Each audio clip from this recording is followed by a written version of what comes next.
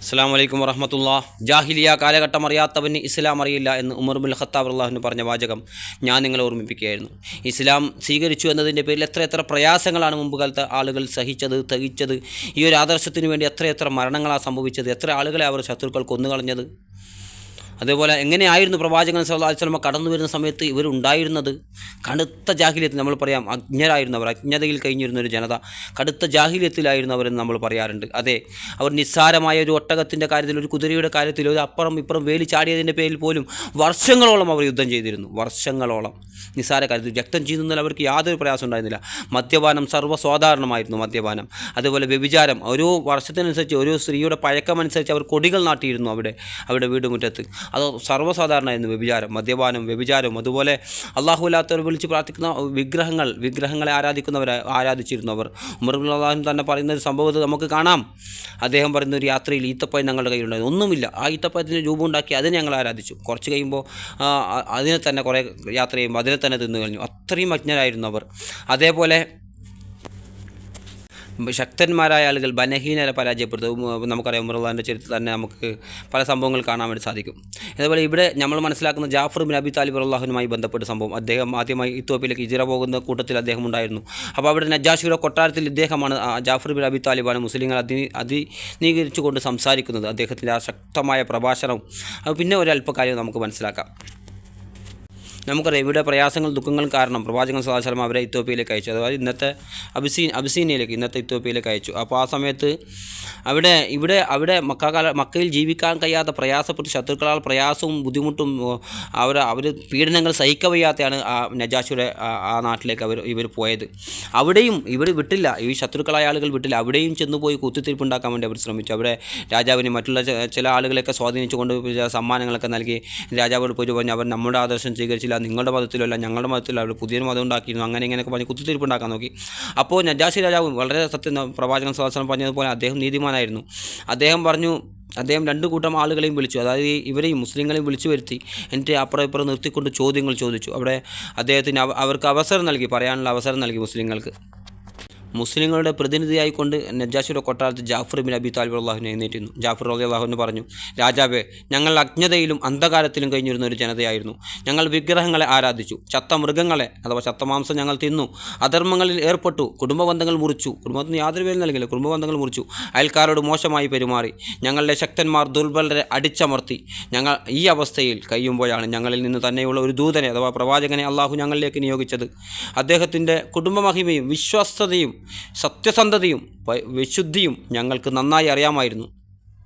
അദ്ദേഹം ഞങ്ങളുടെ ഏകദൈവാരാധന അള്ളാഹുവെ മാത്രം ആരാധിക്കാനും അവനിൽ പങ്കുചേർക്കാതിരിക്കാനും വിഗ്രഹങ്ങളെ ഉപേക്ഷിക്കാനും അദ്ദേഹം ഞങ്ങളോട് കൽപ്പിച്ചു. സത്യം മാത്രം സംസാരിക്കാനും വിശ്വസ്തത പുലർത്താനും കുടുംബബന്ധങ്ങൾ ചേർക്കാനും അയൽക്കാരോട് നന്മയിൽ വർത്തിക്കാനും അദ്ദേഹം ഞങ്ങളോട് ആവശ്യപ്പെട്ടു.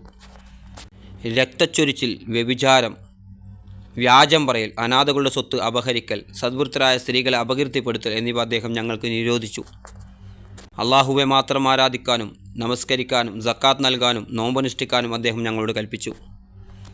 ഞങ്ങൾ അദ്ദേഹത്തിൽ വിശ്വസിക്കുകയും അദ്ദേഹത്തെ പിന്തുടരുകയും ചെയ്തു. എന്നാൽ ഇതിൻ്റെ പേരിൽ ഞങ്ങളുടെ ജനത അഥവാ ഖുറൈശികൾ ഞങ്ങളുടെ ശത്രുതയിലായി. അവർ ഞങ്ങളെ ക്രൂരമായി മർദ്ദിക്കുകയും പീഡിപ്പിക്കുകയും ചെയ്തു. ഞങ്ങളുടെ മതത്തിൽ നിന്ന് ഞങ്ങളെ പിന്തിരിപ്പിക്കാനും ദൈവ ആരാധനയിൽ നിന്ന് വിഗ്രഹാരാധനയിലേക്ക് ഞങ്ങളെ മടക്കാനുമായിരുന്നു അവരുടെ ശ്രമം. ഇങ്ങനെല്ലാം ഞങ്ങളവർ പ്രയാസപ്പെടുത്തി ബുദ്ധിമുട്ടിച്ചപ്പോൾ, ശ്വാസം മുട്ടിച്ചപ്പോൾ ഞങ്ങളുടെ മതം അനുസരിച്ച് ജീവിക്കാൻ വേണ്ടിയാണ് ഞങ്ങൾ ഈ നാട്ടിലേക്ക് വന്നതെന്ന് അദ്ദേഹം അവിടെ പറയുകയാണ്. തുടർന്ന് നജാഷി ചോദിക്കുന്നതും സൂറത്ത് മറിയം പാരായണം ചെയ്യുന്നതൊക്കെ നമ്മൾ ആ ചരിത്രത്തിൽ വിശദമായി നമുക്ക് കാണാൻ വേണ്ടി സാധിക്കും. അതേപോലെ ജാഫർ ബിൻ അബി താലിബ് റളിയല്ലാഹു പ്രവാചകൻ സല്ലല്ലാഹു അലൈഹി വസല്ലം തന്നെ പറഞ്ഞു, ജാഫറെ, നീ രൂപത്തിലും സ്വഭാവത്തിലും എന്നെപ്പോലെയാണെന്ന് പറഞ്ഞതായി പ്രവാചകൻ തന്നെ പറഞ്ഞതായി നമുക്ക് കാണാൻ വേണ്ടി സാധിക്കും. അത് ജാഫർ ബിൻ അബി താലിബ് റളിയല്ലാഹുവിൻ്റെ വലിയ ശ്രേഷ്ഠതയാണ്. സഹീഹ് ബുഖാരിയിലെ ഹദീസാണ് ഞാൻ പറഞ്ഞത്.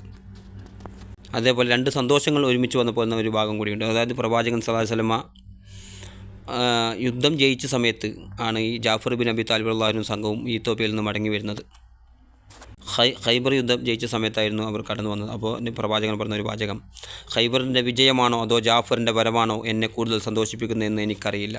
സുനൽ ബൈഹഖി റിപ്പോർട്ട് ചെയ്ത ഹദീസാണ് ഞാൻ നിങ്ങളെ കേൾപ്പിച്ചത്.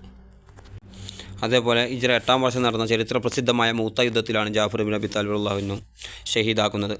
അപ്പോൾ ഇവിടെ നമുക്കറിയാം, ശത്രുക്കൾ അദ്ദേഹത്തിന് രണ്ട് കൈകളും വെട്ടിയിട്ടുണ്ട്. അതായത് ഒരു കൈയിൽ കൊടി പിടിച്ചിങ്ങനെ നോക്കുമ്പോൾ ആ കൈ വെട്ടി, മറ്റേ കൈയിൽ കൊടി പിടിച്ചു, ആ കൈയും വെട്ടി, അങ്ങനെ രണ്ട് കൈകളും വെട്ടിയ രീതിയിലാണ് അദ്ദേഹം ഷഹീദായത്. അപ്പോൾ പ്രവാചകൻ സല്ലല്ലാഹു അലൈഹി വസല്ലം പറഞ്ഞു, തീർച്ചയായും അള്ളാഹു ജാഫറിന് വെട്ടിമാറ്റപ്പെട്ട 2 കൈകൾക്ക് പകരം മുത്തുകളും മാണിക്യങ്ങളും കൊണ്ടുള്ള 2 ചിറകുകൾ നൽകിയിരിക്കുന്നു. അതുപയോഗിച്ച് സ്വർഗ്ഗത്തിൽ മലക്കുകളോടൊപ്പം അദ്ദേഹം എവിടെ വേണമെങ്കിലും പറന്ന് നടക്കുന്നു. അതായത് ആ വെട്ടിമാറ്റ കൈകൾക്ക് പകരം അള്ളാഹു സുബ്ഹാനഹു വ തആല ചിറകുകൾ നൽകുന്നു പ്രവാചകൻ പറഞ്ഞു. ഈ ഒരു സംഭവത്തിന് ശേഷമാണ് ജാഫർ തയ്യാർ, ചിറകുള്ളവൻ അഥവാ പറക്കുന്നവൻ എന്ന അർത്ഥത്തിൽ പേര് വന്നത്. പറക്കുന്ന ജാഫർ. അതേപോലെ 2 ചിറകുള്ളവൻ എന്ന അർത്ഥത്തിലും അദ്ദേഹത്തിൻ്റെ പേര് വന്നിട്ടുണ്ട്. അതേപോലെ ജാഫറുല്ലാഹിൻ്റെ മകനുമായി ബന്ധപ്പെട്ട് ചെറിയ സംഭവങ്ങൾ പറയാനാണ് ഞാൻ ആഗ്രഹിക്കുന്നത്. ജാഫറുല്ലാഹിൻ്റെ ഈ വിയോഗം കാരണം പ്രവാചകൻ സല്ലല്ലാഹു അലൈഹി വസല്ലം ജാഫറുല്ലാഹിൻ്റെ കുടുംബത്തിൽ പോവുകയും അവർക്ക് വേണ്ടി പ്രാർത്ഥിക്കുകയും ചെയ്തൊരു സംഭവം ചരിത്രത്തിൽ നമുക്ക് കാണാം, ഹദീസുകൾ കാണാൻ വേണ്ടി സാധിക്കും. പ്രവാചകൻ അവരുടെ ആ ജാഫറുല്ലാഹിൻ്റെ വീട്ടിലേക്ക് പോയി. എന്നിട്ട് ആ വിതുമ്പുന്ന കുടുംബത്തിനടുത്ത് പ്രവാചകൻ സല്ലല്ലാഹു അലൈഹി വസല്ലം വിതുമ്പിക്കൊണ്ട് പറഞ്ഞു, പ്രവാചകൻ അവർക്ക് വേണ്ടി പ്രാർത്ഥിക്കുകയാണ്. പ്രവാചകൻ പറഞ്ഞു, അല്ലാഹുവേ, ജാഫറിൻ്റെ കുടുംബത്തിന് നീ നല്ലൊരു പകരക്കാരന് ആകണമേ, അബ്ദുള്ളയുടെ കച്ചവടത്തിൽ നീ ബർക്കത്ത് ചെയ്യണമേ. ഈ അബ്ദുള്ള അള്ളാഹുവിന് വളരെ ചെറിയ കുട്ടിയായിരുന്നു. അപ്പോൾ ഞാൻ അള്ളാഹു റസൂൽ സല്ലല്ലാഹു അലൈഹി വസല്ലം പ്രാർത്ഥിച്ചത്.